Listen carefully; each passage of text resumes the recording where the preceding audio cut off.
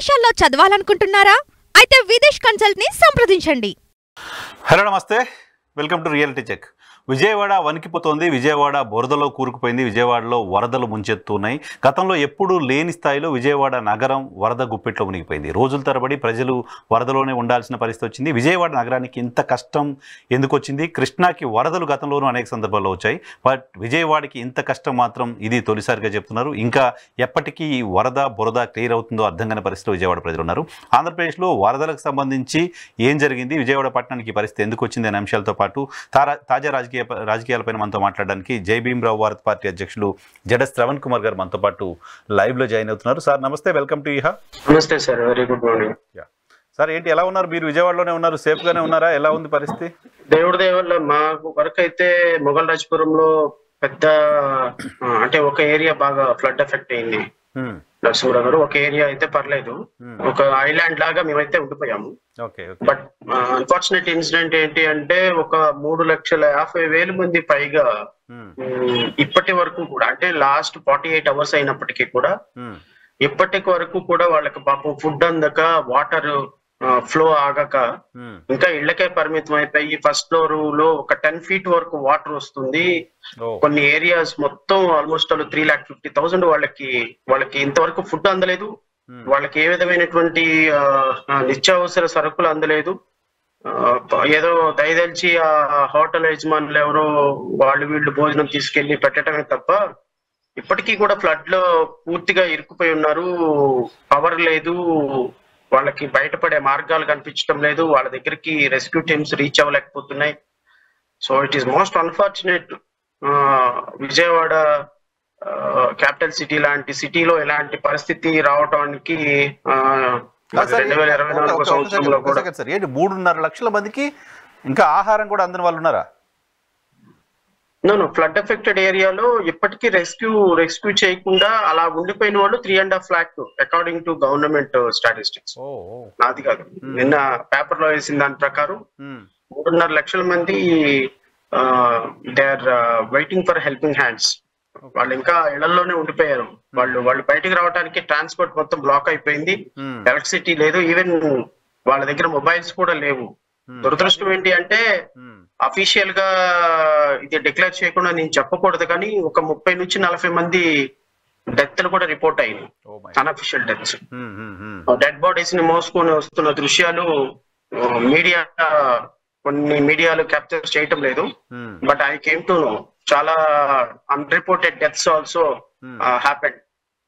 So Vijayawada పరిస్థితి అతలాకుతలం అయిపోయింది నరసింహరావు గారు. ఒక 1 day కనుక వర్షం పడినట్టయితే నాకు తెలిసి ప్రకాశం బ్యారేజ్ లో 3 గేట్లు పగిలిపోయినాయి. బికాజ్ వేరే ఎక్కడి నుంచో పడవలు రావటం తోటి హిట్ అయ్యి ఆ గేట్లు కూడా డ్యామేజ్ అయిపోయి బ్రేక్ అయిపోయినాయి. సో ఆ ఫ్లో ఆగటంలో బహుశా ఇంకొక 2-3 గేట్లు కానీ అలా కనుక ఫ్లో ఇచ్చింది అంటే unable to control, out of hands అయిపోతుంది నాకు తెలిసి. గుడ్ న్యూస్ ఏంటంటే కనీసం ఇప్పుడు ఏదో ఫ్లడ్ తగ్గింది కాస్త అని చెప్తున్నారు. బహుశా మనం హోప్ పెట్టుకోవాలి, తగ్గాలి, ఇంకా మళ్ళీ వర్షాలు పడొద్దని కోరుకోవాలి. ఏంటి సార్ ఈ పరిస్థితికి కారణం ఏంటి? మీరు సుదీర్ఘకాలంగా అక్కడ ఉన్నారు, విజయవాడ పరిసరాలు తెలుసు, విజయవాడ పట్టణం తెలుసు.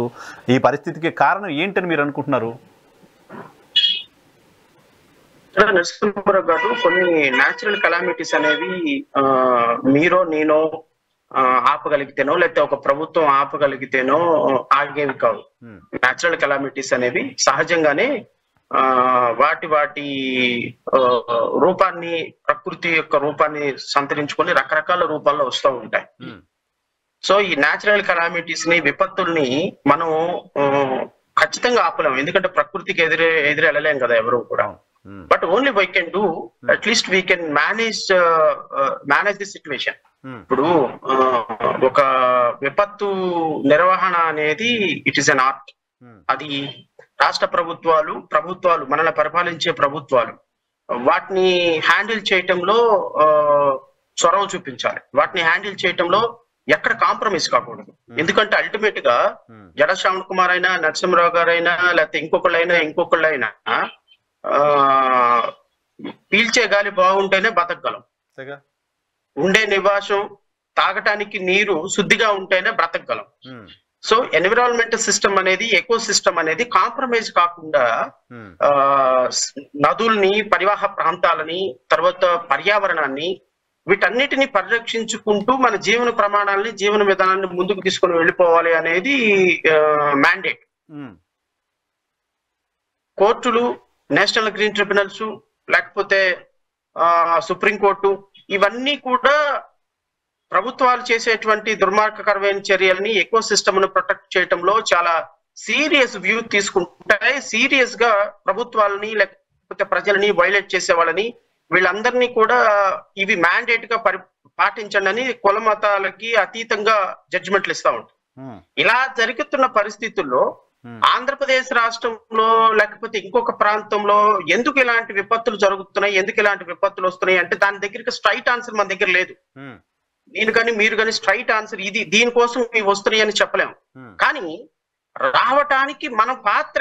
రావటానికి పరిపాలకులుగా మన పాత్ర, మన కాంట్రిబ్యూషన్ ఎంత ఉంటుంది, వచ్చిన వాటిని మనం ప్రివెంట్ చేయటంలో, వచ్చిన వాటిని మనం మేనేజ్ చేయటంలో మన ఎఫిషియన్సీ ఎంత ఉంటుంది అనేది ఈ రెండింటి మీద బ్యాలెన్స్ అయి ఉంటుంది. కరెక్ట్. ఇప్పుడు చంద్రబాబు నాయుడు గారు కానీ, గత ప్రభుత్వాన్ని పరిపాలించినటువంటి జగన్మోహన్ రెడ్డిని కానీ, నేను ఇప్పటికిప్పుడు వాళ్ళిద్దరు దోషులు, వాళ్ళిద్దరూ ఈ విపత్తులు రావడానికి అంతకుముందు ఆంధ్రప్రదేశ్ ని పరిపాలించిన చంద్రబాబు నాయుడు, రెండోసారి ముఖ్యమంత్రి అయిన చంద్రబాబు నాయుడు, 5 సంవత్సరాలు పరిపాలించిన జగన్మోహన్ రెడ్డి, అప్పుడు పనిచేసినటువంటి ఇంకొకళ్ళు మంత్రులు కారణమని నేను వాళ్ళ మీద బ్లేమ్ అయ్యి తెలుసుకోవాలా. కానీ what I wanted to say finally, ఒక రాష్ట్ర ప్రభుత్వం విఘ్నతతోటి, కుల మతాలకు అతీతంగా, పేద బడుగు అనేటువంటి వ్యక్తులకు అతీతంగా ఒక ఎకో సిస్టమ్ ని, పర్యావరణాన్ని పరిరక్షించే విషయంలో మెకానిజాన్ని పూర్తిగా వాడకపోతే, ఇదిగో ఈ రోజు ఇలాంటి జరిగినటువంటి విపత్తులే రిపీట్ అవుతా ఉంటే ఒక్క రోజు కనుక వర్షం పడినట్టయితే విజయవాడని మనం ఒక చరిత్రగా విజయవాడ ఉండేదంట అని చెప్పుకోవాల్సి వచ్చేది. ఒక్కసారి కృష్ణా నది ఆనకట్ట కనుక తెగితే విజయవాడ మొత్తం విజయవాడ మొత్తం ఇంకా సమాధి, ఇంకేం లేదు విజయవాడలో, జల సమాధి. దీనికి కారణం ఏంటి అంటే అసలు ప్రకాశం బ్యారేజీ రిప్లేస్ చేయాలన్న ఆలోచన లేకపోవటం, ప్రకాశం బ్యారేజీలో ఉన్న గేట్లు అవి ఎప్పటివి, అసలు వాడుతున్నామా లేదా, వాటికి మ్యానుఫ్యాక్చరింగ్ డేట్ ఎప్పుడుంది, అసలు ప్రకాశం బ్యారేజీ ఒక విధంగా ఓవర్ఫ్లో వస్తే తట్టుకోగలదా లేదా, వీటన్నిటి మీద అసలు ఇంతవరకు ప్లానింగ్ లేదు. చిన్న చిన్న చెరువులు కడదాము, చిన్న చిన్న ఆనకట్టలు కడదాము, వీటికి ఆల్టర్నేటివ్ గా ఇంకొకటి కడదామన్న ఆలోచన ఎవ్వరికీ లేదు, ఏ పాలకులకి లేదు. ఏదో ప్రకాశం బ్యారేజ్లో నీళ్లు వస్తున్నాయి, 4 రోజులు గేట్లు ఎత్తేస్తున్నారు, వెళ్ళిపోతున్నారు, లేకపోతే వెళ్ళిపోతుంది, అయిపోతుంది. ఇప్పుడు విజయవాడలో 3 ప్రాంతాలు అంటే 3.5 లక్షల మందికి విపత్తు వస్తేనే ఆంధ్రప్రదేశ్ రాష్ట్ర ప్రభుత్వం 48 గంటలకి కనీసం వాళ్ళకి వాటర్ కూడా ఇవ్వలేకపోతుంటే, but is happen throughout the state, what will be the situation? You just tell me sir. Oh my God, చెప్పండి. 5.5 కోట్ల మందికి, ఫర్ ఎగ్జాంపుల్ ఒక రాయలసీమకో, ఒక ఉత్తరాంధ్రకో, లేకపోతే ఒక ఆంధ్రాకో కంప్లీట్ గా ఒక 3-4 డిస్ట్రిక్ట్స్ కానీ ఎఫెక్ట్ అయినట్టయితే ప్రభుత్వం పరిస్థితి ఏంటి? ఒక్క ఏరియాకి వస్తేనే, ఫ్లడ్ వస్తేనే కనీసం 48 గంటలైనా 72 గంటలైనా వాళ్ళకి మంచినీళ్ళు ఇవ్వలేకపోతుంది ప్రభుత్వం. కేవలం ఫోటోల కోసం చంద్రబాబు నాయుడు గారు, వారి మంత్రివర్గం, ఎంతమంది మంత్రులు బయటకు వచ్చారు సార్ చెప్పండి? ఎంతమంది ఎమ్మెల్యేలు బయటకు వచ్చారు సార్? 164 మంది ఎమ్మెల్యేలు ఎంతమంది బయటకు వచ్చారండి? ఇప్పుడు విజయవాడలో ఉన్న 3.5 లక్షల మంది ప్రజలు, వాళ్ళందరూ ప్రమాదంలో ఉంటే ఎంతమంది మంత్రులు వాళ్ళని ఆదుకోవడానికి వచ్చారు? ఎంతమంది ఎమ్మెల్యేలు వాళ్ళని ఆదుకోవడానికి వచ్చారు? సాక్షాత్తు ఉప ముఖ్యమంత్రి, ఈ మాట నేను అనకూడదు, ఉప ముఖ్యమంత్రి సినిమాలో డైలాగులు అద్భుతంగా చెప్పేటువంటి ఉప ముఖ్యమంత్రి గారు ఎక్కడున్నారు సార్? ఆయన బర్త్డే కదా నిన్న పిఠాపురంలో ఉన్నట్టున్నారు. పిఠాపురంలో విజయోత్సవ ర్యాలీలు చేసుకుంటున్నారు పవన్ కళ్యాణ్. విజయోత్సవ ర్యాలీలు ఏమండి? అసలు విజయవాడ మొత్తం మునిగిపోయి ప్రకాశం బ్యారేజ్ ఎప్పుడు కూలుతుందో తెలియక పొద్దున లెగిస్తే ప్రాణాలు బిక్కు పట్టుకొని లక్షల మంది ప్రజలు ఇక్కడ ప్రాణాలు అరిచేతులు పెట్టుకొని ఉంటే, మీకు నిన్న మీ బర్త్డే సెలబ్రేషన్స్, మీ పిఠాపురంలో విజయోత్సవ ర్యాలీలు చేసుకోవడానికి బర్త్డే సెలబ్రేషన్స్ అవసరమా? కనీసం విపత్తుకు సంబంధించినటువంటి కన్సర్న్ మినిస్టర్ మీరు ఫారెస్ట్ డిపార్ట్మెంట్ మీరు, ఎన్విరాన్మెంటల్ మినిస్టర్ మీరు, ఎన్విరాన్మెంటల్ మినిస్టర్ మీరే కదా, ఫారెస్ట్ మినిస్టర్ మీరే కదా, పంచాయతీరాజ్ మినిస్టర్ మీరే కదా, మీరు above the all you are the deputy chief minister. Above the all you are deputy chief minister of the state and మీకు అసలు కనీసం పరిజ్ఞానం లేదు, కనీసం విఘ్నత లేదు, ప్రజల పట్ల కన్సర్న్ లేదు. మీరు వెళ్ళిపోయి మీ విజయోత్సవ ర్యాలీలో మీరు ఉంటే నిన్న పరిస్థితి ఏంటి, ఇక్కడ ప్రజల పరిస్థితి ఏంటి? కనీసం ఒక ఉప ముఖ్యమంత్రిగా వచ్చి ఈవెన్ చంద్రబాబు నాయుడు గారైనా కనీసం ఫోటోలకు పోజులు అయిన ఇచ్చి వెళ్ళిపోయినారు సార్. నారా లోకేష్ ఫోటోలకు పోజులు ఇచ్చి వెళ్ళిపోయినారు. కనీసం ఈయన వాళ్ళకెళ్ళి కూడా తిరిగి చూడలేదు. ఈ విధంగా ఒక అధికార ప్రభుత్వం వచ్చి 3 నెలలు కాకముందే ప్రజల పట్ల ఈ విధంగా ఎవర్షన్ ఉంటే వీళ్ళకి చెప్పే మాటలు ఏంటి సార్? చెప్పే మాటలేంటి? చేసే పనులేంటి? ప్రభుత్వంలో మేము లేము కదా, మేము వెళ్ళి పరిపాలించడానికి. మేము నిన్న ఫ్లడ్ మేనేజ్మెంట్ లో మా కొలీగ్ చిక్కుకుంటే ఫ్యామిలీ మొత్తం 2 రోజుల నుంచి వాళ్ళు ఫుడ్ అన్న ఇవ్వండి, కళ్ళు తిరుగుతున్నాయి, పడిపోతున్నామని అంటే మేము అట్లీస్ట్ మా ఫ్రెండ్ ఫ్యామిలీకి ఫుడ్ ఇవ్వడానికి మేము we tried our level best. ఎందుకంటే మేము వెళ్ళి అక్కడికి వెళ్ళి చేయడానికి they are not allowing, common man allow చేయనీయటంలా. వీళ్ళు ఎవరైతే ఆథరైజేషన్ ఇచ్చారో వాళ్ళని తప్ప ఇంకెవరిని బియాండ్ 1 పాయింట్ ఎలో చేయనీయటంలా. సో ఎలో చేయలేనప్పుడు మేము చేయడానికి కూడా మా చేతులు ఏం లేదు. Nothing there in my hand. అరే you are deputy chief minister. మీరు డిప్యూటీ చీఫ్ మినిస్టర్ అయ్యుండి మీరు కనీసం ప్రజలకి ఏమైందో చూద్దామని వాళ్ళ కోసం ప్రయత్నం చేయని మీకు అసలు బాధ్యత ఉందా? సినిమా డైలాగులు చెప్పుకుంటూ సినిమాల్లో నటించే వాళ్ళని మంత్రులను ఉప ముఖ్యమంత్రులు చేస్తే రాష్ట్రం ఇట్టానికి కర్మ కాలిపోతుంది. నేను ఇంకొక మాట చెప్తాను నరసింహరావు గారు, ఒక మాట చెప్తాను. హానరబుల్ డిప్యూటీ చీఫ్ మినిస్టర్ ఇంతకు ముందు ఇదే సిచ్యువేషన్ వచ్చినప్పుడు ఏం చెప్పాడని మీకు ఒకసారి వీడియో చూపిస్తా. ఎందుకంటే మనుషులు ప్రజలకు కూడా అర్థం కావాలి. ఎలక్షన్ కాకముందు ఎలా ఉన్నారు, ఎలక్షన్ అయిన తర్వాత ఎలా ఉన్నారు, పదవి రాకముందు ఎలా ఉన్నారు, పదవి వచ్చిన తర్వాత ఎలా ఉన్నారు. పదవి రాకముందు ప్రజల పట్ల ప్రేమ ఏంటి, పదవి వచ్చిన తర్వాత ప్రజల పట్ల ప్రేమ ఏంటి? ఇప్పుడు ఒక ఆడపిల్లల మిస్సింగ్ల కేసుకు సంబంధించి గొంతు చించుకొని రంకెలేసిన పవన్ కళ్యాణ్ గొడ్లవెల్లేరు సంఘటన మీద స్పందించారు కనీసం? అసలు వందల మంది అమ్మాయిలు మానాలు బయటపడి వీడియో తీసుకున్నారనేటువంటి ఎలిగేషన్ వచ్చినప్పుడు కనీసం వాళ్ళ మీద స్పందించాల. సో ఇలా ఉంటాయి. సో నేను పవన్ కళ్యాణ్ గారు విపత్తు గురించి ఏం మాట్లాడారు అనేది మీకు ఒకసారి వినిపిస్తా. ప్లీజ్ కైండ్లీ బేర్ మీ. ఒక 1 minute అయినా కూడా బేర్, ప్రజలకు వాస్తవాలు తెలియాలి. అలాగే జలవనరుల నిర్వహణ గురించి మనం చూస్తే మనం ఎక్కడ ఉన్నాం ఆ టైంలో ఈ సెంట్రల్ వాటర్ కమిషన్ జూలై 6 వారంలో కృష్ణానదికి వరద వస్తుందని ముందే వాళ్ళకి ఇంటిమేషన్ ఇచ్చారు. ఇస్తే దీనికి కనుక నిజంగా వైసీపీ ప్రభుత్వం స్పందించాలని ఉంటే, కానీ మనం స్పందించలేదంటే వాళ్ళ నాయకులు ఉన్నారు. ఇక్కడ ముఖ్యమైన మంత్రులు బిజీగా ఉన్నారు. నిజంగా కృష్ణానది వరద చెప్పి వాళ్ళు ముందుగానే గ్రహించి ఇన్స్ట్రక్షన్స్ ఇచ్చినట్టే అంటే రాయలసీమలో నీరు లేదు, రాయలసీమలో కరువుల రాయలసీమలో చెరువులు కుంటలు కానీ పంట కాలంలో కానీ మిగతా పార్టీస్ అన్నింటిలో నీరు బతకలాడే. కానీ రాయలసీమకి ఉపయోగించకుండా వదిలేసి సముద్రం వదిలేసి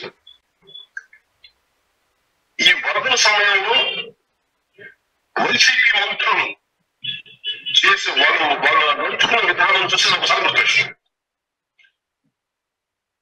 కొబ్బరి చెట్టు మీద ఎందుకంటే దూడగెట్టి కోసం అలాగే పండిపోతా ఉంటే దాన్ని పట్టించుకోవడం వదిలేసి మార్చి ముఖ్యమంత్రి ఇంటి చుట్టూ వైసీపీ మంత్రులు ఎప్పుడు ఎక్కడ తిరుగుతున్నారు సార్ మన ఉప ముఖ్యమంత్రి గారు? కొబ్బరి చెట్టు ఎందుకు ఎక్కామంటే దూడ గడ్డి కోసం అన్నారంట. మరి మీరే చెట్టు ఎక్కారండి? మీరే చెట్టు ఎక్కారు? మీరు తాడి చెట్టు కింద కూర్చొని పాలు తాగటం లేదా? మీరు తాడి చెట్టు కింద కూర్చొని పాలు తాగుతుంది ఎవరు? మీరే. ఇంత విపత్తు జరిగితే మంగళగిరి మా విజయవాడ మొత్తం మునిగిపోతుందని విదేశాల్లో ఉన్నటువంటి వాళ్ళందరూ కూడా వాళ్ళ సొంత వాళ్ళకి ఫోన్ చేసి ఎలా ఉన్నారు ఏంటి అని 1కి 100 సార్లు ఎంక్వైరీ చేసుకుంటా ఉన్నారు. మీరు విజయవాడలో ఉన్నారు కదా, నాకు ఒక 100 కాల్స్ వచ్చినాయి. శ్రావణ్ గారు ఎలాగున్నారు, మీరు ఎలాగున్నారు, మునిగిపోయిందా, విజయవాడ పరిస్థితి బాగాలేదు కదా అని.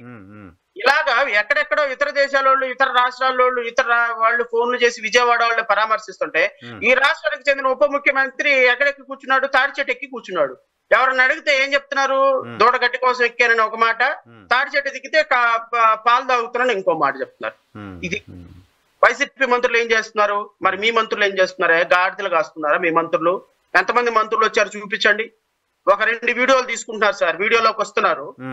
ఆ వీడియోలో 4 నీళ్ళలో మోకాళ్ళ లోతు నీళ్ళలోనో లేకపోతే నడుము లోతు నీళ్ళలోనో దిగుతున్నారు. 4 వీడియోలు తీసుకుంటున్నారు. ఇంకంతే గాయం. ఒక కలెక్టర్ గాని, ఒక అధికారి గాని, ఒక మంత్రి గాని, ఒక ఎమ్మెల్యే గాని సిన్సియర్ గా సీరియస్ గా ఎఫర్ట్ పెట్టి వాళ్ళని రక్షించే ప్రయత్నం చేయాలి. ఒక 100 మందిలో 200 మందిలో హోటల్ యజమానులు పిలిచారు. మీరు ఇదిగో వీళ్ళకి ఒక 1000 మందికి భోజనాలు ఉంటే, వీళ్ళకి ఒక 1000 మంది భోజనాలు ఉంటే, వీళ్ళకి ఒక 10,000 మందికి భోజనాలు ఉండాలని హుకుం జారీ చేశారు. వాళ్ళు మళ్ళీ హోటల్లో ఎక్కడ భోజనాలు ఉండకపోతే వాళ్ళ మీద కేసులు బుక్ చేస్తారు. హుకుం జారీ చేసి వెళ్ళిపోయినారు. ఇంకంతే. భోజనాలు ఎవరు ఇస్తున్నారు? భోజనాలు ఇచ్చేవాళ్ళు ఎవరు? ఒక ముఖ్యమంత్రి ఒక పడవేసుకుని తిరిగిపోతే బయటకు వచ్చేస్తారా? సో నేను ఇప్పుడు మీరు ఇంతకు ముందు ఒక ప్రశ్న అడిగాను నన్ను, శ్రవణ్ గారు ఎట్లా విపత్తు హ్యాండిల్ చేయడానికి ఎట్లా అని. విపత్తు హ్యాండిల్ చేయడానికి ఒక మెకానిజం ఏం లేదు సార్ అని చెప్పారు. నేను ఈ ప్రశ్న మీ ప్రశ్నకి నేను స్ట్రైట్ గా ఇప్పుడు సమాధానం చెప్తున్నా. గౌరవ ముఖ్యమంత్రి ఉంటున్నటువంటి ఇల్లు అక్రమ కట్టడం సార్. కృష్ణా నదికి 10 మీటర్ల దూరంలో, కోతవేటు దూరంలో ఉంది. నిన్న వరదకి ఈ మంతెన సత్యనారాయణ మొత్తం హాస్పిటల్ మొత్తం ఆల్మోస్ట్ ఆల్ 500-600 మంది, కొంతమంది దాంట్లో విదేశీయులు ఉన్నారు. అండ్ అబౌవ్ 60 years వాళ్ళు ఆల్మోస్ట్. ఎందుకంటే ప్రకృతి ఆశ్రమానికి వచ్చే వాళ్ళందరూ కూడా అబౌవ్ ఏజ్డ్ ఉంటారు. వాళ్ళకి ఉన్న ప్రాబ్లమ్స్ క్లియర్ చేసుకోవడానికి. మీరు మనం మాట్లాడుకున్నాం కూడా, మీరు చెప్పారు, మనం మాట్లాడుకున్నాం. రేపు పొద్దున అక్కడ ఫ్లడ్ వచ్చి దాంట్లో ఏమైనా జరిగి ప్రాణాలు పోతే ఎట్లా అని. విదేశీయులు చాలా మంది ఉన్నారు, చాలా మంది పెద్దవాళ్ళు ఉన్నారు. నేను ఒకసారి PCR ఆ వీడియోస్ ప్లే చేయండి అమ్మా. మంతెన ఆశ్రమం నుంచి 2nd floor నుంచి తాడు సహాయంతో పేషెంట్లందరినీ బయటికి తీసుకొస్తున్న వీడియోస్ ఉన్నాయి. ఒకసారి ప్లే చేయండి. సో నిజంగానే అనుకున్నాం, మనం లాస్ట్ వీక్ ఎప్పుడు డిస్కస్ చేసాం. ఈ వీక్ మొత్తం ఆశ్రమం అంతా నీళ్ళు వచ్చేసాయి. అది అక్రమ కట్టడం అని సమాచార హక్కు చట్టం ప్రకారం రాష్ట్ర ప్రభుత్వం చెప్తుంది. నోటీసులు ఇచ్చింది, ఎవరు స్పందించరు. ఆ ఆశ్రమానికి సంబంధించిన వాళ్ళు ప్రభుత్వానికి వెళ్ళి డొనేషన్లు ఇస్తారు. డొనేషన్లు ఇచ్చారు కాబట్టి ఏమో వాళ్ళు నోరు పూసుకుంటున్నారు. సో ఇది మొత్తం వాళ్ళ అక్రమ నిర్మాణాల ఫలితంగా మొత్తం విజయవాడ నగరం ప్రజలంతా కూడా ఇబ్బందులు పడాల్సిన పరిస్థితి, కష్టాలు ఫేస్ చేయాల్సిన పరిస్థితి వచ్చిందా? కోఇన్సిడెంట్ ఏమో నాకు తెలియదు నరసింహరావు గారు. మనం కొత్తగా ఒక 10 రోజుల క్రితం మాట్లాడుకున్నాం. నిజంగా రేపొద్దున కృష్ణా నదికి వరద అంటూ వస్తే ఫస్ట్ మునిగిపోయేది మంతెన సత్యనారాయణ రాజు ఆలయము, మన ప్రకృతి ఆశ్రమం, ఆల్మోస్ట్ అలా కరకట్ట మీద ఉన్నాయన్ని. నిన్న ముఖ్యమంత్రి చంద్రబాబు నాయుడు గారి ఇంటికి కొన్ని 100 సిమెంట్ కట్టలు వేసి ఆ ఫ్లోర్ ఆఫ్ చేశారు. ఆ ఇంట్లోకి వెళ్లకుండా, ఆ ఇంట్లోకి వెళ్లకుండా. ఇప్పుడు ఈ ఫ్లోర్ ఆఫ్ చేస్తే ఈ ఫ్లో వాటర్ ఎక్కడికి వెళ్తుంది? అది మళ్ళీ కృష్ణా నది వర ప్రాంతమో ఇటుపక్క ఉన్నటువంటి కట్టడాల మీదకి వెళ్తుంది. అంటే ముఖ్యమంత్రి అక్రమ కట్టడాన్ని ప్రివెంట్ చేయడానికి, అక్రమ కట్టడంలో నుంచి ఎక్కడికి వెళ్లకుండా ఉండటానికి అక్కడ ఫ్లోర్ వాటర్ ని డైవర్ట్ చేసి పడేశారు. కొన్ని 100 ఇసుక కట్టలు వేసి ఫ్లోర్ డైవర్ట్ చేశారు. అంటే అసలు నువ్వు కరకట్ట మీద అక్రమ కట్టడం ఎలా? అక్రమ కట్టడంలో ముఖ్యమంత్రి ఉండటం ఎలా? ముఖ్యమంత్రిని చూసి మంత్రి సత్యనారాయణ రాజు దగ్గర నుంచి, గోకరాజు గంగరాజు దగ్గర నుంచి అక్కడ ఉన్నటువంటి మొత్తం ఎవరు పాతూరు నాగభూషణం గెస్ట్ హౌస్ ఉంది అక్కడ. కొన్ని 100 గెస్ట్ హౌస్లు ఆల్మోస్ట్ ఆల్ అక్రమ కట్టడాలన్నీ కూడా కట్టేసేసి ఇష్టం వచ్చినట్టు అక్రమ కట్టడాలు మొత్తాన్ని లీగలైజ్ చేసేసి ఇప్పుడు ఏమనుకుంటాడు మంతెన సత్యనారాయణ రాజు ఆలయ ఆ ప్రకృతి ఆశ్రమాలు చూడండి, almost all 60 years and above వాళ్ళు ఎక్కువ మంది ఉంటారు. 600 మంది చిల్లర ఉంటారు. ఈ 600 మంది నిన్న గనక ఫ్లడ్ కి ఫర్ ఎగ్జాంపుల్ కొలాప్స్ అయినట్టు బిల్డింగ్ ఏమైపోయింది చెప్పండి? బిల్డింగ్ కొలాప్స్ అయినట్టే నాకు తెలిసి కొన్ని 100 ప్రాణాలు రిపోర్ట్ అయ్యాయి నిన్న. దాంట్లో విదేశీయులు ఉన్నారు. విదేశీయులు ఉన్నప్పుడు కొన్ని 100 ప్రాణాలు రిపోర్ట్ అయినప్పుడు వాటి పరిస్థితి ఏంటి? ఆంధ్రప్రదేశ్ పరిస్థితి ఏంటి? మీ పక్కన ముఖ్యమంత్రి అక్రమ కట్టడం ఉంది, ముఖ్యమంత్రిని ఎవడేం పీకట్లేదు, నన్ను మాత్రం ఏమంటారని గోకరాజు గంగరాజు మంతెన సత్యనారాయణ రాజు యొక్క ధైర్యం. ఇటుపక్క పాతూరు నాగభూషణం, మేము గవర్నమెంట్ లో ఉన్నాం, మమ్మల్ని ఎవడు పేకగలడని పాతూరు నాగభూషణం. ఇటుపక్క శివాలయాలు కట్టి, రామాలయాలు కట్టి, ఇస్కాన్ టెంపుల్స్ కట్టి, అక్కడ అక్రమ కట్టడాలు కట్టి భక్తులు రేపొద్దున చనిపోతే, రోగులు చనిపోతే, రేపొద్దున అక్రమ కట్టడాల్లో కృష్ణా నది పరివాహ ప్రాంతంలో 10 మీటర్ల దూరంలో కట్టేసేసుకొని నేషనల్ గ్రీన్ ట్రిబ్యునల్ కి బిల్డింగ్ రూల్స్ కి వ్యతిరేకంగా మేము కట్టేసుకొని, నేను అన్న క్యాంటీన్ కి 10 కోట్లు ఇస్తాను, అక్క క్యాంటీన్ కి 10 కోట్లు ఇస్తాను, చంద్రబాబు నాయుడు సొంత ఖర్చులకి ఒక 50 కోట్లు ఇస్తాను అంటే అది రేపొద్దున ఈ అక్రమ కట్టడాలను ఈ విధంగా ప్రోత్సహించు పోబట్టే కదా ఈ రోజు విజయవాడకి ఎంత దుర్మార్గమైన పరిస్థితి. విజయవాడకి ఈ రోజు కృష్ణా నదికి ఇంత పరివాహ ప్రాంతంలో ఉన్నటువంటి కట్టడాలని కృష్ణా నదిని మీరు ప్రివెంట్ చేయకపోవటం, అటు పక్కన చూస్తే భవానీ ఐలాండ్, ఇటు పక్క చూస్తే E3 రెస్టారెంట్, ఇటు పక్క చూస్తే మంత్రి చెప్తున్నారంటే ఒక 60 కట్టడాలు, ఇవన్నీ కూడా న్యాచురల్ కెలామిటీ రావడానికి ప్రధాన కారణాలు అవుతున్నాయి నరసింహరావు గారు. ఎందుకు అంటే కృష్ణా నదిని మీరు కృష్ణా నది లాగా ఆనకట్టలాగే చూడాలి. ఆనకట్ట చుట్టూరు కట్టడాలు కట్టేస్తే ఆనకట్ట బలంగా ఎలా ఉంటుంది? పైగా కూలిపోయే ప్రమాదం ఎక్కువ కదా. ఇంకా ఇప్పుడు 100 మీటర్ల లోపు కట్టడాలు కట్టకూడదని ఎందుకు చెప్పారు? గవర్నమెంట్ ఎందుకు చెప్పింది? చట్టం ఎందుకు చెప్పింది? సుప్రీంకోర్టు ఎందుకు చెప్పింది? నేషనల్ గ్రీన్ ట్రిబ్యునల్ ఎందుకు చెప్పింది? 100 మీటర్ల లోపు కట్టడాలు కట్టడం, కట్టడాలకి ప్రాబ్లమే. కట్టడాలు కూడా స్ట్రాంగ్ గా ఉండవు. అట్ ది సేమ్ టైం కోత వచ్చినప్పుడు రేపొద్దున ఫ్లో అంటే కృష్ణా నదికి వరద నీరు ఎక్కడి నుంచో వస్తుంది సార్. వరద నీరు వచ్చినప్పుడు ఆ కృష్ణా నది వరద నీరు దాన్ని బఫర్ జోన్ లో అంటే FTM లెవెల్ అంటారు, ఫుల్ ట్యాంక్ లెవెల్ అంటారు, FTL లెవెల్ అంటారు. అంటే FTL లెవెల్లో కృష్ణా నది ఫర్ ఎగ్జాంపుల్ 100 అడుగుల వరకు నీటిని బేర్ చేయగలిగింది అనుకోండి, 100 అడుగుల వరకు నీటిని బేర్ చేస్తుంది. 100 అడుగుల వరకు నీరు వచ్చింది అనుకోండి, బేర్ చేస్తుంది. ఫర్ ఎగ్జాంపుల్ 100 మిల్లీ దాన్ని ఏమంటారు TMC అంటారు. 100 TMC నీరు వచ్చింది అనుకోండి, 100 TMC వరకు బేర్ చేయగలుగుతారు. 100 TMC దాటి ఇంకొక 10 TMC వచ్చింది అనుకోండి, ఆ TMC 10 నీరు బఫర్ జోన్ లో ఉంటుంది. బఫర్ జోన్ అంటే సో బఫర్ జోన్ ఉంటుంది అంటే దానికి అనుగుణంగా ఒక 100 TMC దాటి ఇంకో 10 TMC వచ్చిందంటే బఫర్ జోన్ లోకి వస్తుంది. అంటే ఈ బఫర్ జోన్ లో కంటే కృష్ణా నదికి కొంత ఫ్లెక్సిబిలిటీ ఇవ్వాలి మనం. వరద వచ్చినప్పుడు ఆ వరద నీటిని తట్టుకోవడానికి, అంతేగాని ప్రివెంట్ చేయకూడదు. మీరు ప్రివెంట్ చేస్తే ఏమవుతుంది? బ్లాస్ట్ అవుతుంది. ఇప్పుడు ఈ 100 మీటర్లు బఫర్ జోన్ ఎందుకు ఇచ్చారు అంటే కృష్ణా నది ఓవర్ ఫ్లో అయినప్పుడు కృష్ణా నదికి కొంత ఫెసిలిటేట్ చేయాలి మనం కూడా. వాటర్ ని ఫ్లో అవడానికి ఫెసిలిటేట్ చేయాలి నిండిపోయినప్పుడు. అంతే తప్ప కృష్ణా నదిని మొత్తం ఆక్రమించేసి కరకట్ట మీద కట్టడాలు కట్టినందువల్ల ఏమైపోయింది అంటే కృష్ణా నదికి ఊపిరాటంలో బ్రీతింగ్ స్పేస్ లేకుండా చేశారు. స్పేస్ లేదు, బఫర్ జోన్ లేదు. సో ఈ బఫర్ జోన్ లేకపోవటం వల్ల ఇప్పుడు ప్రాణ నష్టం జరగలేదు సార్. ఏదో వరదలు వచ్చేసి ఆనకట్టలు కొట్టిపోయినాయి. రేపొద్దున ఇంకొక 2 రోజులు వర్షం ఎక్కువ పడింది అనుకోండి sir, what will happen? So నేనేమంటాను అంటే చంద్రబాబు నాయుడు గారి అక్రమ కట్టడం ని బేస్ చేసుకొని ఆ కరకట్ట మీద ఉన్నటువంటి 60-70 కట్టడాలు కూడా హ్యాపీగా ఉండిపోతున్నారు. కరెక్ట్ కదా, ముఖ్యమంత్రి గారే ఉన్నారు కదా, మమ్మల్ని ఎవరు ఆపుతారు? నిజంగా న్యాచురల్ కదా, ఎవరైనా అడుగుతారు కదా, ఎవరికైనా ఉంటుంది కదా ఇది. ఈవెన్ కోర్టులు కూడా ఇప్పుడు మంత్రి సత్యనారాయణ రాజు ఆశ్రమంలో ఆల్మోస్ట్ 400-500 మంది ఉన్నారు.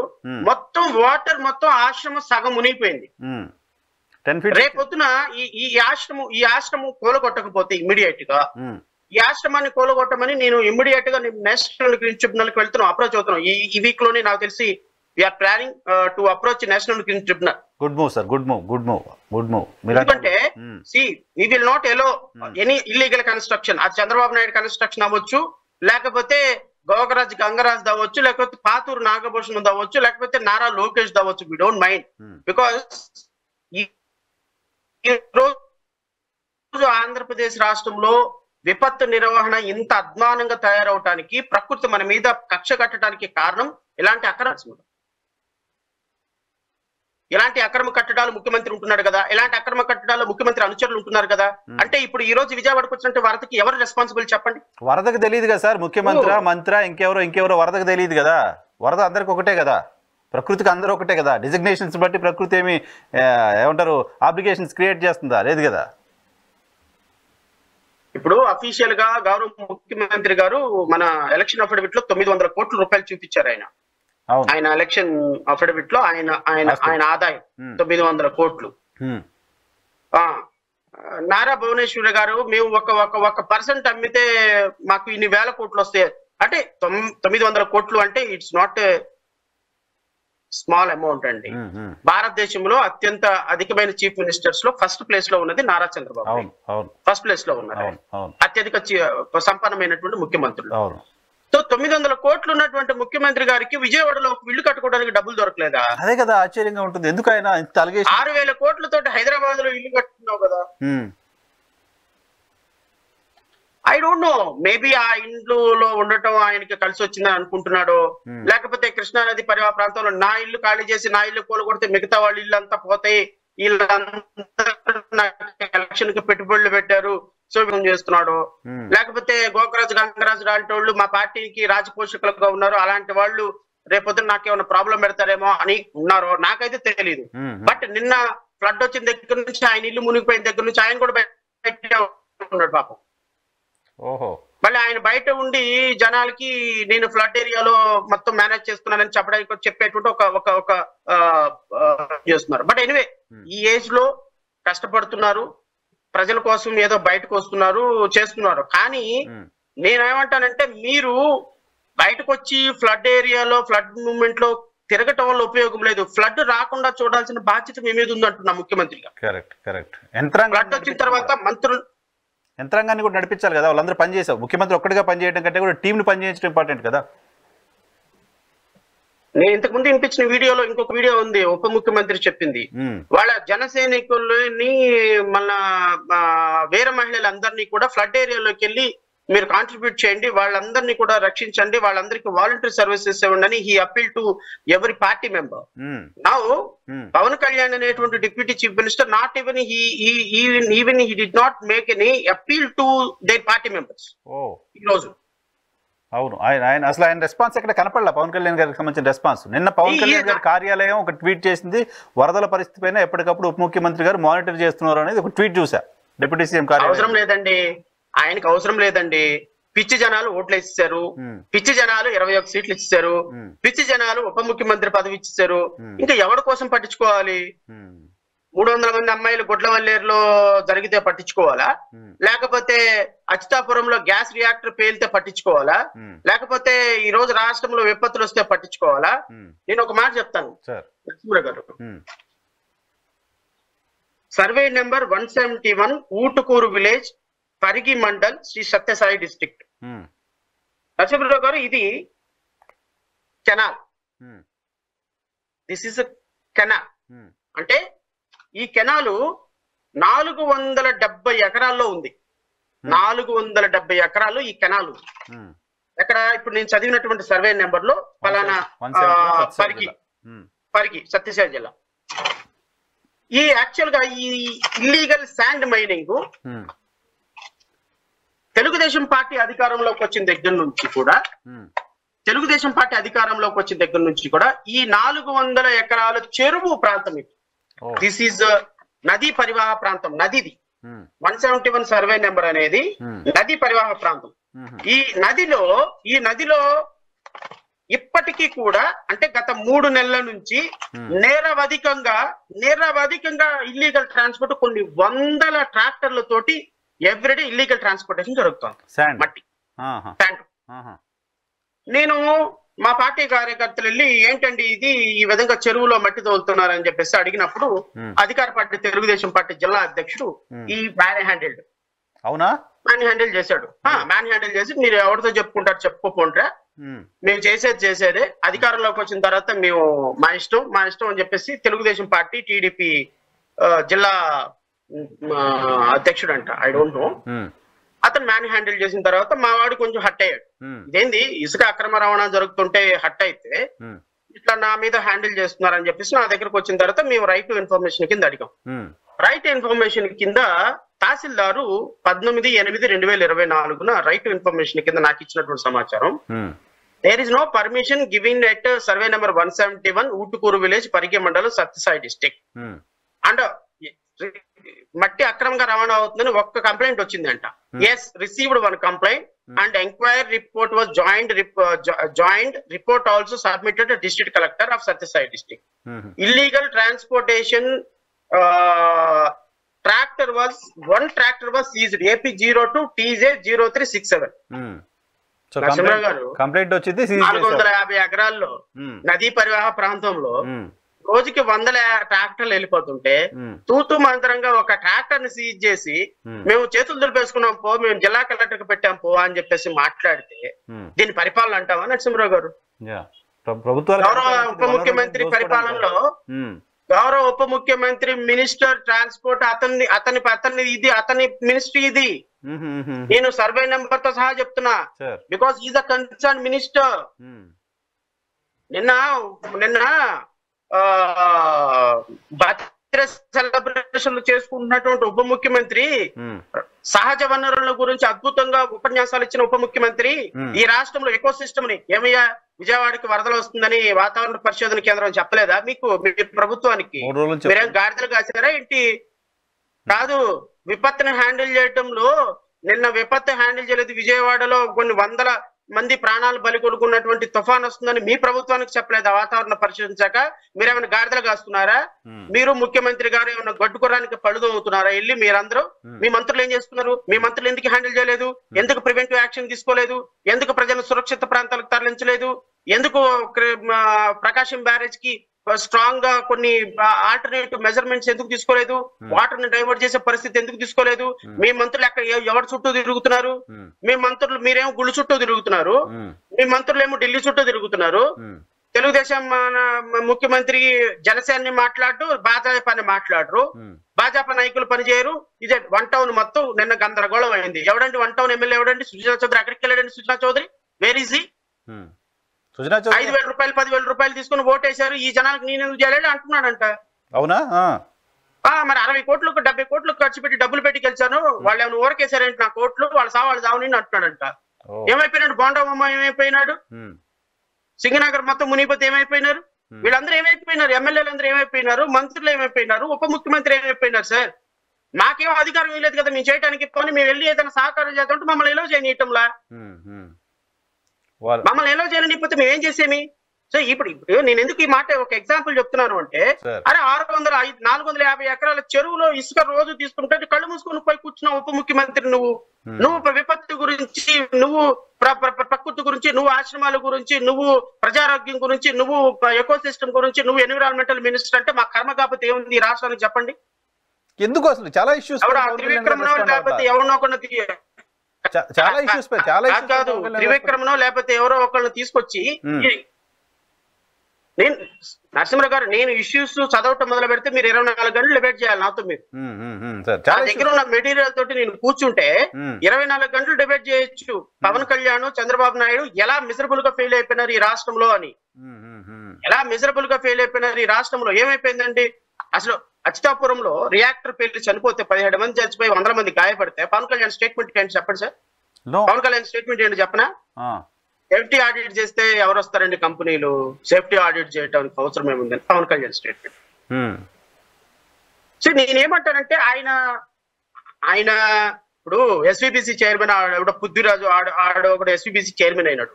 వాడు ఎంత దరిద్రుడైనా ఎస్విబిసి చైర్మన్ అంతే.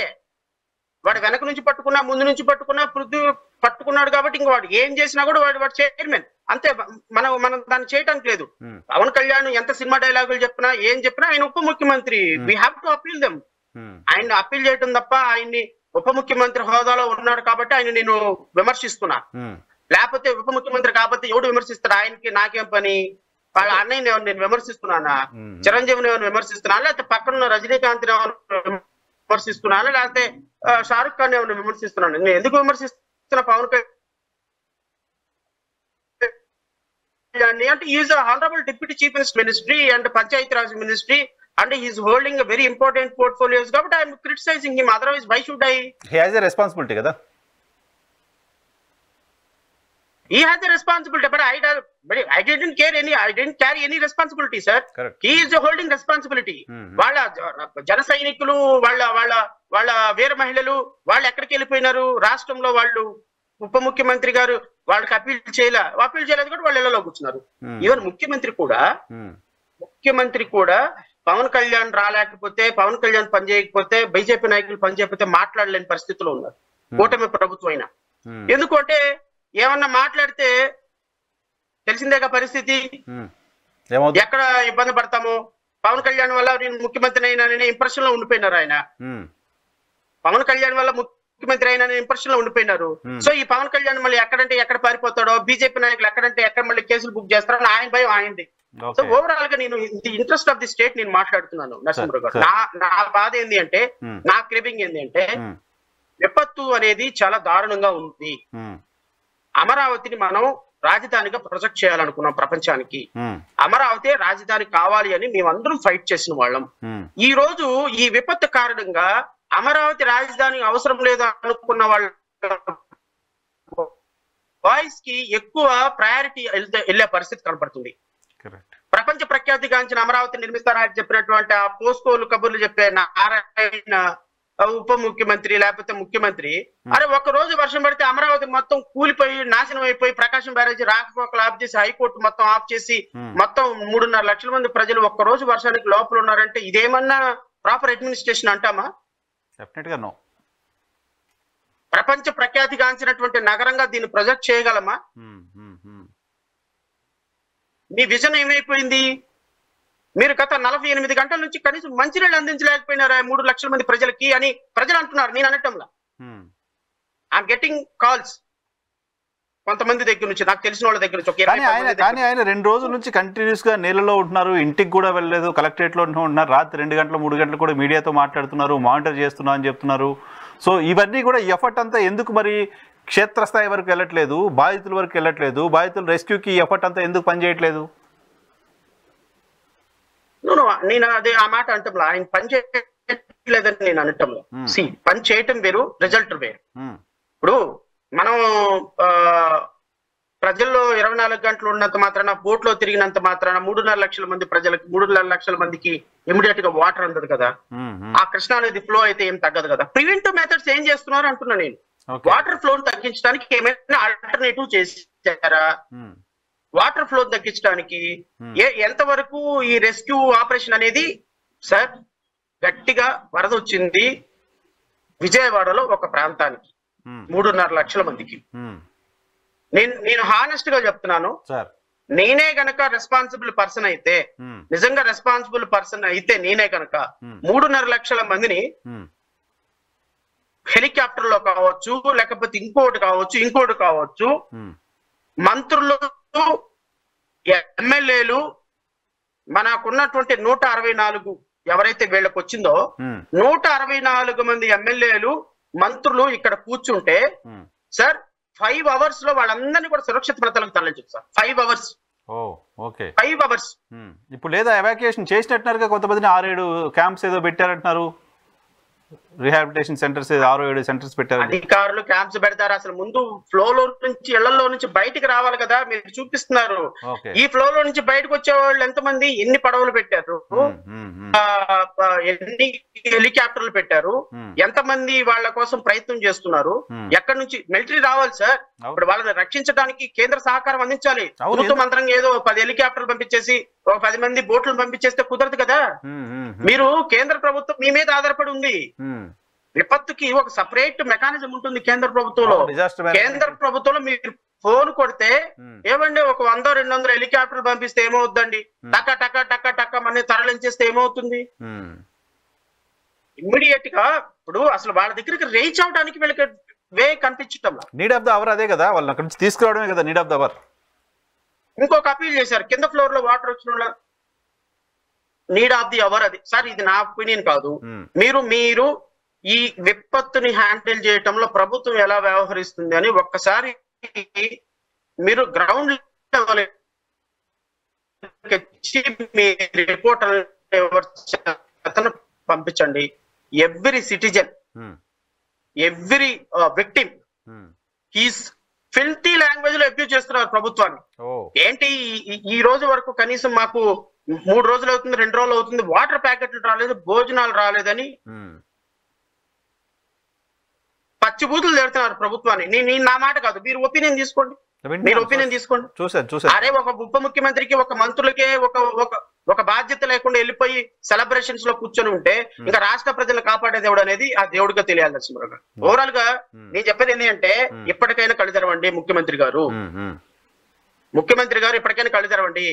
మీరు కరకట్ట మీద నిర్మించుకున్న అక్రమ కట్టడాల వల్ల మంత్రి సత్యనారాయణ రావు దగ్గర నుంచి మొదలు పెడితే ఈ చివరి కట్టడాలు 60-70 కట్టడాల వల్ల కృష్ణా నదికి ప్రమాదం, ప్రకాశం బ్యారేజీకి ప్రమాదం. మీరు బఫర్ జోన్ లో కట్టుకొని వాటర్ ఫ్లో ని ప్రివెంట్ చేసుకుంటున్నారు. మీ కట్టడాల వల్ల వాటర్ ఫ్లో ప్రివెంట్ అవటం వల్ల బఫర్ జోన్ లో నుంచి కృష్ణా నదికి ప్రెషర్ పెరుగుతుంది. ఇప్పుడు చంద్రబాబు నాయుడు గారి హౌస్, ఇప్పుడు మీరు మంత్రి సత్యనారాయణకి సంబంధించినటువంటి ప్రతి విజువల్ మీడియాకి వచ్చింది కదా. నిన్న వాళ్ళని తరలించడం, చంద్రబాబు నాయుడు గెస్ట్ హౌస్ ఒక్క మీడియా వచ్చిందేమో చూడండి, ఒక ఫోటో బయటకి అలో ఎందుకు చేయట్లేదు, రాలేదు చెప్పండి? అలో చేయట్లేదు అక్కడికి. వై? ఎందుకు అలౌ చేయటంలా? తెలియట్లేదు, అలో చేయట్లేదు. ఫోటోలు తీసుకోవడానికి ఎందుకు అలౌ చేయటం లేదు సార్? ఎందుకు అలౌ చేయటం లేదు అంటే కొన్ని వందల ఇసుక కట్టలు మూటలు వేసి, వందల ఇసుక లోడ్లు వేసి, లారీల లోడ్లు వేసి ఆ వాటర్ ని రాకుండా ప్రివెంట్ చేస్తున్నారు. They are preventing water flow. Okay. ఈ ప్రివెంటింగ్ వాటర్ ఫ్లో వల్ల ఏమవుతుంది అంటే ప్రెజర్ పెరుగుతుంది అంటున్నాను నేను. ఇప్పుడు అక్రమ కట్టడమా సక్రమ కట్టడమా నాకు అనవసరం అండి. కృష్ణా నది కరకట్ట మీద మీరు అక్రమ కట్టడం అది ఖాళీ చేయాల్సిందే, డెమాలిష్ చేయాల్సిందే. It's my primary appeal. దీంట్లో సెకండ్ థాట్ లేదు. వరద వచ్చిందా, బురద వచ్చిందా, గాడిద గుడ్డ వచ్చిందా, నాకెందుకు ఇవన్నీ. అక్రమ కట్టడం అది చట్ట ప్రకారం నేరం. ఒక ముఖ్యమంత్రిగా మిగతా వాళ్ళందరికీ రోల్ మోడల్ గా ఉండాల్సిన మీరే అక్రమ కట్టడంలో ఉంటే రేపొద్దున ప్రతి ఓడు ముఖ్యమంత్రి అక్రమ కట్టడంలో ఉంటున్నాడు, ముఖ్యమంత్రి కొడుకే అక్రమ కట్టడంలో ఉంటున్నాడు, నన్ను ఎవరు పీకేదని మంత్రి సత్యనారాయణ రాజు అనుకుంటున్నాడు, మిగతా వాళ్ళు అనుకుంటున్నారు అంటా నేను. అవును. మీరు గౌరవంగా ముఖ్యమంత్రి హోదాలో నుంచి వాటిని వెకేట్ చేసి వెళ్ళిపోయి డెమాలిష్ చేస్తారా? చేయించండి. లేదంటే చట్టం ప్రకారం ఖచ్చితంగా నేనైతే నేషనల్ గ్రీన్ ట్రిబ్యునల్ కి విత్ ఇన్ 1 week లోనూ 4-5 days లోను నేను I'm going to approach National Green tribunal. ఇవి డెమాలిష్ చేయండి. ఇప్పుడు నేను ఇంతకు ముందు ఒక 1 week బ్యాక్ చెప్పాను మీకు నేను, సార్ ఇది జరిగితే రేపొద్దున ఎలా ప్రమాదం జరగబోతుంది అని. దట్ ఇస్ వాట్ ఎగ్జాక్ట్లీ జరిగింది. అదే ముందు మనం ఏం మాట్లాడుకున్నాం అది కళ్ళకు కట్టినట్టు కనపడుతోంది. మీరు అన్నట్టుగా ఇంకొక రోజు కనుక వర్షం పడి ఉంటే ప్రమాదాన్ని మనం ఊహించలేం. ఇప్పటికి మంత్రి సత్యనారాయణ రాజు ప్రకృతి ఆశ్రమం 2 floors మునిగిపోయింది. స్టిల్ ఇంకా 2 floors మునిగిపోయింది. 2 floors మునిగిపోయింది. ఇంకొక రోజు వర్షం పడితే 5 floors మునిగిపోయాయి. Oh my god. Okay. 5 floors మునిగిపోయాయి. 5 floors మునిగిపోతే పరిస్థితి ఏంటి చూడండి. సో సాధారణమైన ప్రజలే వర్షాలు ఫ్లడ్ల కారణంగా ఇంట్లో 2-3 రోజులు ఉండి ఇబ్బందులు పడుతున్నారు. మంతెన ఆశ్రమంలో ఉన్న వాళ్ళంతా పేషెంట్లు ఇంకా వాళ్ళు. సో వాళ్ళని అసలు ఎక్కడ తరలిస్తారు, వాళ్ళకి ఎక్కడ వైద్యం ఇస్తారు, ఏం చేస్తారు? ఇది కదా సమస్య. పేషెంట్లతో పాటుగా above aged senior citizens correct. ఎందుకంటే యంగ్స్టర్స్ మీలాంటి వాళ్ళు నాలాంటి వాళ్ళు ఎవరు కొద్దిగా 30-40 ఏళ్ళు ఉన్న వాళ్ళు ఎవరు వెళ్ళరు. సో ఇవి అంతా ఒక ఏజ్ దాటిన వాళ్ళు వెళ్ళారు. నిన్న పాప తరలించిన వాళ్ళంతా ముసలివాళ్ళే. అవును సార్. సో వాళ్ళు గౌరవంగా ఆశ్రమాలు ఖాళీ చేసి మూసేసి కృష్ణా నదిని కాపాడుతారా, లేదా కృష్ణా నదిని ఈ విధంగానే ప్రెజర్ పెట్టి చేస్తారా? ఖచ్చితంగా మేమైతే కోర్టులు ఉన్నాయి, న్యాయస్థానాలు ఉన్నాయి, మా దగ్గర ఉండగలిగింది అదే కదా. మా దగ్గర పవర్ అయితే లేదు. మా దగ్గర పవర్ ఉంటే 2 నిమిషాలు ఖాళీ చేపించి 3వ నిమిషంలో డెమాలిష్ చేస్తాం, నో డౌట్ అందులో. కానీ మా దగ్గర పవర్ లేదు కాబట్టి మేము అప్పీల్ చేసుకునే స్థాయిలోనే ఉన్నాం. అయ్యా బాబు మీరు ఇట్లా చేయండి, తప్పు, ప్రజలకు కష్టం, ఇదిగో విపత్తులు వస్తాయి అని చెప్పే స్థాయిలో ఉన్నాం. లేదు అంటే న్యాయస్థానాలకు వెళ్తాం, చూద్దాం న్యాయస్థానాలు ఏం నిర్ణయం తీసుకుంటాయో. న్యాయస్థానాలు చట్టాలు ఇవన్నీ వస్తే వచ్చినలే, వరదలో రానివ్వండి, చచ్చిపోతే చచ్చిపోనివ్వండి. ఆయన చంద్రబాబు నాయుడు, ఈయనేమో గోకరాజు గంగరాజు, పాపం వీళ్ళేమో 100 కోట్లు పెట్టి కట్టుకున్నారు. వాళ్ళకి ఎప్పుడో పిచ్చి రోజుల్లో పర్మిషన్స్ ఉన్నాయి, పంచాయతీ సెక్రటరీ పర్మిషన్ ఇచ్చాడు, వాళ్ళు ఇచ్చారు వీళ్ళు ఇచ్చారని కోర్టులు అంటాయా? లేకపోతే లేదు డెమాలిష్ చేయండి, ఎకో సిస్టమ్ ని కాపాడాల్సిన పరిస్థితి అంటుందా? చూద్దాం. లేదు వాళ్ళ లగ్జరీల కోసం, వాళ్ళ వ్యాపారాల కోసం, వాళ్ళ విలాసవంతమైన జీవితం కోసం విజయవాడ నగర ప్రజలను ప్రమాదంలో పెడతా అంటే ఎట్లా? లక్షల మంది ప్రజల జీవితాలను ప్రమాదంలో పెడతా అంటే ఎట్లా? అది ప్రజలకు అర్థం కావాలి కదా నరసింహరావు గారు. నేను అనేది అది ప్రజలకి అర్థం కావాలి. ఇప్పుడు నిన్న 3.5 లక్షల మంది ప్రజలకు అర్థమైంది. ఈ 3.5 లక్షల మంది ప్రజలు మళ్ళీ ఇదే ప్రభుత్వానికి రేపు ఓటేస్తారు. ఎందుకు వేస్తారు? మనకి ఈ రోజు ఫ్లడ్ ఎందుకు వచ్చింది? అరే ఫ్లడ్ రాకుండా వీళ్ళు గత ప్రభుత్వాలు ఏమైనా మనకి నిర్ణయాలు తీసుకున్నాయా? ఇప్పుడు కృష్ణా నదికి ఒక ఫ్లో వస్తుంది సార్, మీరు అక్కడ ఆనకట్ట కట్టాలి, అక్కడ చిన్న చిన్న చెరువులు కట్టాలి, అక్కడ చిన్న చిన్న కుంటలు కట్టాలి, ఆల్టర్నేటివ్ గేట్లు పెట్టాలి, ఫ్లో వచ్చినప్పుడు వాటిని డైవర్ట్ చేయాలి. పవన్ కళ్యాణ్ ఏమన్నారు? అరే మీరు వచ్చిన మొత్తం వాటర్ మొత్తాన్ని సముద్రంలో వదులుతున్నారు, మీరు దాన్ని ప్రివెంట్ చేయడానికి మీరు ఏ విధమైన యాక్షన్ తీసుకోలేదని అన్నారా? ఆయన అన్నది మాట చాలా వ్యాలిడ్ పాయింట్. ఆయన అన్నది వ్యాలిడ్ పాయింట్. బట్ ఆయన ముఖ్యమంత్రి ఉప ముఖ్యమంత్రి 3 నెలలు అయింది కాబట్టి ఆయన నేను క్వశ్చన్ చేయలేను. దీన్ని క్వశ్చన్ చేయగలిగింది గత ప్రభుత్వాలు పరిపాలించిన, ఈ రాష్ట్రాన్ని పరిపాలించిన చంద్రబాబు నాయుడు నేను క్వశ్చన్ చేయగలను. 14 ఏళ్ళు ముఖ్యమంత్రిగా చేసిన కారణంగా, 14 ఏళ్ళు ముఖ్యమంత్రిగా చేసి కృష్ణా నది మీద కన్సర్న్ ఉన్న కారణంగా 2014 నుంచి 19 వరకు ముఖ్యమంత్రి చేసినటువంటి ఒక అభ్యర్థి, 2014 నుంచి 19 వరకు అమరావతిని రాజధానిగా పరిపాలించిన అభ్యర్థి కృష్ణా నది పరివాహక ప్రాంతంలో వరద వస్తే ఏమవుతుంది అనేది యాంటిసిపేట్ చేయలేకపోయినాడు. Visionary leader. I'm finding fault on him, not on Pawan Kalyan or not on the ministry. So ఇలాంటి వ్యక్తులకి ఓట్లేసి ఇట్లాంటి వ్యక్తులకు ఓట్లేసి ఆయన ఏదో పడవలో నుంచి కిందకి దిగి లైవ్ జాకెట్ వేసుకున్నాడని అసలు వాళ్ళ మీడియా నేను I'm sorry to say, normal గా నేను మీడియాని అయితే విమర్శించను, కానీ ఇలాంటి పరిస్థితుల్లో కూడా నేనేమంటానంటే ఆ కళ్ళతోటి చూసేటువంటి మీడియా కొంచెం ప్రజల కష్టాలను కూడా చూపించమంటున్నా. నిజానికి ఎలివేషన్స్ పిఆర్ స్టంట్స్ ఎక్కువైపోయాయి సార్, లీడర్ల చుట్టూ పిఆర్ ప్రతి దానికి అన్న షర్ట్ వేస్తే మాస్, అన్న మడతేస్తే మాస్ అని ఎలా అయితే ఒక పాట ఉందో సినిమాలో, చంద్రబాబు నాయుడు గారు దిగితే మాస్, నారా లోకేష్ గారు ఎక్కితే మాస్, నారా లోకేష్ గారు విజిలేస్తే మాస్. ఏమండి నారా లోకేష్ విపత్తు హ్యాండిల్ చేయటంలో గత ప్రభుత్వం అంటే వరస్ట్. గత ప్రభుత్వం సంగతి మీకు ఎందుకయ్యా? గత ప్రభుత్వం సంగతి ఎందుకు? గత ప్రభుత్వం 5 సంవత్సరాలు గత ప్రభుత్వం వరస్ట్ గా చేసిందనే కదా మీకు అధికారం ఇచ్చింది. మీకు గత ప్రభుత్వం ఎందుకు సంఖ్య నాగుతున్నారు? ఆ ప్రభుత్వం సంఖ్య ఎందుకు నాగుతున్నారు? మీరు మీ దమ్మేందో చూపించండి ప్రజలకి, మీ గొప్పతనం ఏందో చూపించండి, మీ పాతివత్యం మీ పాండిత్యం ఏందో చూపించండి ప్రజలకి, మీ పోటుగాడితనం ఏందో చూపించండి ప్రజలకి. మీకు చేత కావట్లేదు. గత ప్రభుత్వం కంటే బ్యాక్ హ్యాండిల్ చేసామని గత ప్రభుత్వంలో ముఖ్యమంత్రి జగన్మోహన్ రెడ్డి హెలికాప్టర్లు వేసిన ఫోటో ఇప్పుడేం చంద్రబాబు నాయుడు గారు నీళ్ళల్లో ఉన్న ఫోటో వేసేసి సోషల్ మీడియాని పెట్టుకొని మీ గొప్పగా లీడర్ అని వెనక నుంచి పాటలు పెట్టుకోవడానికి ఇదేమన్నా ప్రచారం చేసుకోవడానికి ఎలక్షన్? ఆ వీడియోలు చూస్తున్న 3.5 లక్షల మంది వరద బాధితులు ఏమనుకుంటారు వాళ్ళ బ్రెయిన్ లో? ఇవి చూస్తున్న వాళ్ళు, ఈ ఎలివేషన్ చూస్తున్న వాళ్ళు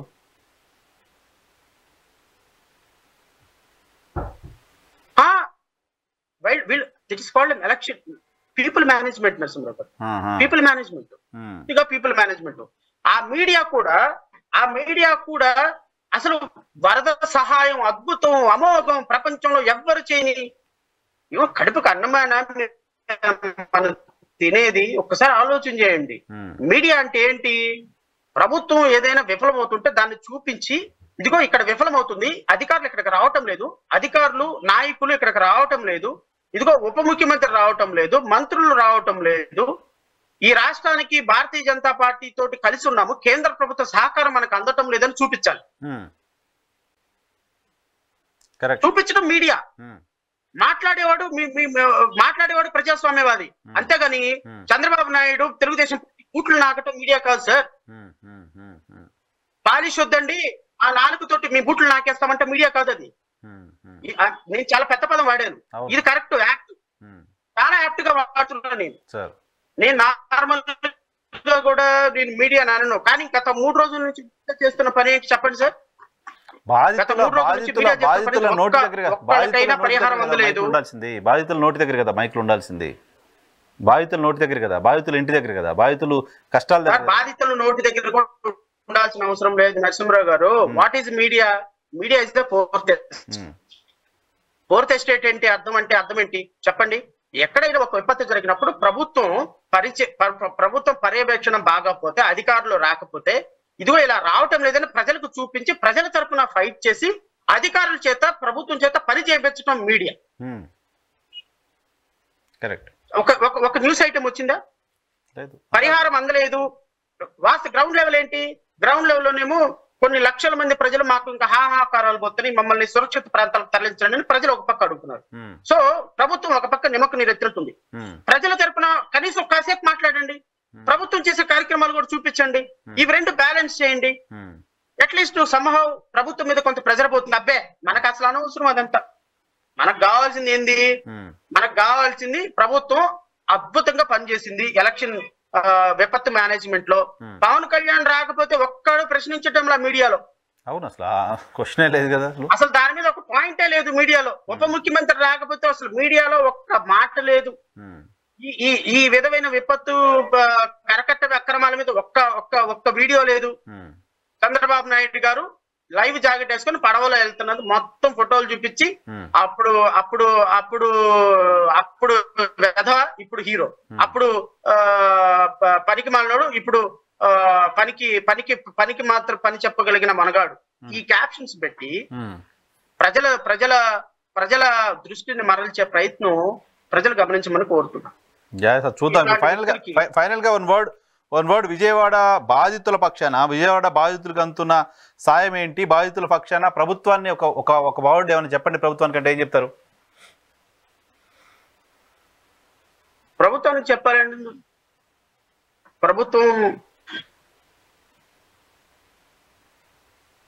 ప్రభుత్వాన్ని రక్షించుకోవడానికి వచ్చింది కానీ ప్రజలను రక్షించుకోవడానికి రాలా.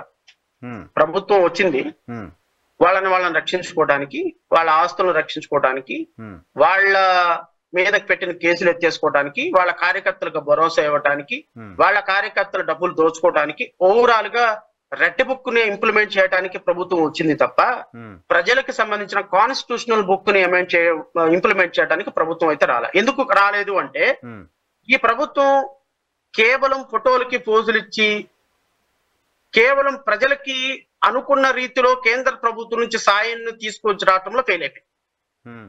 నేను I'm not finding fault on Chandrababu Naidu. ఇప్పుడు బీజేపీని కేంద్ర ప్రభుత్వంలో అధికారంలో ఉన్నటువంటి బీజేపీ దగ్గర అన్ని రాష్ట్రాల్లో విపత్తు జరిగినప్పుడు ఎక్స్ట్రాడినరీ హెల్ప్ చేసేటువంటి ప్రభుత్వం, చేయాల్సినటువంటి ప్రభుత్వం కేంద్ర ప్రభుత్వం, ఈ ఆంధ్రప్రదేశ్ రాష్ట్రం మీద ఆధారపడి కేంద్ర ప్రభుత్వం నడుస్తున్నప్పటికీ కూడా పట్టుమని 10 హెలికాప్టర్లు కూడా పంపించలేని, తెచ్చుకోలేని దుర్మార్గపు స్థితిలో మన ప్రభుత్వ నాయకులు ఉంటే నేను విమర్శించక నేను ఎలా గొప్పవాళ్ళు వీళ్ళని నేను అనగలను చెప్పండి. కనీసం ప్రధానమంత్రి మోడీతో పవన్ కళ్యాణ్ మాట్లాడారా? అమిత్ షాతో పవన్ కళ్యాణ్ మాట్లాడారా? కాంగ్రెస్ ముఖ్యమంత్రి ఉన్న తెలంగాణ ముఖ్యమంత్రి రేవంత్ రెడ్డి గారితో హోంమంత్రి అమిత్ షా అలాగే మోదీ గారు ఇద్దరు ఫోన్ చేసి మాట్లాడారు. ఎలా ఉంది పరిస్థితి? ఏ పవన్ నై హే, పవన్ ఆంధీ హే, తుఫాన్ హే, వను ఆంధీ హే, ఆంధీ అంటే తుఫాన్ అనుకుంటా, నాకు తెలుసు. ఆంధీ హే, ఈ తుఫాన్ ఏమైపోయింది అంటున్నా నేను, తీరం దాటేసిందా?